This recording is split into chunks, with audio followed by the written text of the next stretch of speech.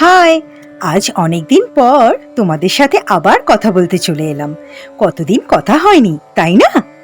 আজ তোমাদের বানিয়ে দেখাচ্ছি ঠাকুরবাড়ির অনবদ্য রান্না মাছের কালিয়া। তো চলো যাওয়া যাক। আমি রুই মাছ নিয়েছি, তোমরা কাতলা মাছও নিতে পারো। প্রথমে মাছগুলো পরিষ্কার করে ধুয়ে নুন, হলুদ আর এক পলা সর্ষের তেল দিয়ে ভালো করে মাখিয়ে নিলাম। আলু আর পটল একটু বড় করে কেটে নিয়েছি। এছাড়াও লাগছে 100 গ্রাম ফ্যাটানো টক দই, 2টো মিডিয়াম সাইজ পেঁয়াজ বাটা, অল্প আদা আর শুকনো লঙ্কা বাটা।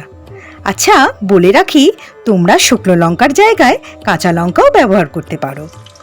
এবারে আঁচে কড়া বসিয়ে সর্ষের তেল দিয়ে প্রথমে পটলগুলো নুন দিয়ে হালকা ভেজে তুলে নেব।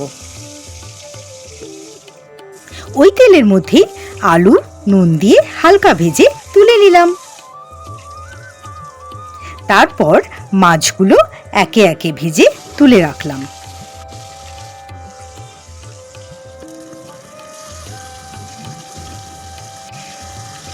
এবারে বাকি তেলটা অন্য পাত্রে ঢেলে রেখে দিলাম।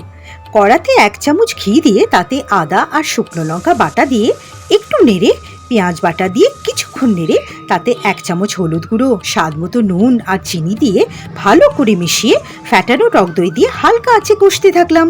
দইয়ের ওপর যখন ঘি ভেসে উঠবে ঠিক তখনই ভাজা সবজিগুলো দিয়ে ভালো করে কষাতে হবে মিডিয়াম আঁচে। এবারে পরিমাণ মতো জল দিয়ে চাপা দিয়ে বাকি সেদ্ধটা করে নিতে হবে।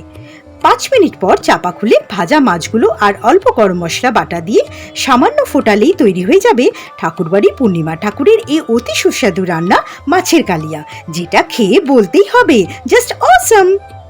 আমার ভিডিও যদি তোমাদের ভালো লাগে তবে সবার সাথে শেয়ার করো, ফলো করো আর ইউটিউবে সাবস্ক্রাইব করার অনুরোধ রইল। আর হ্যাঁ, কমেন্টে জানিও কেমন লাগলো। আজ আসি, অন্য কোনো ভিডিও নিয়ে শীঘ্রই দেখা হবে।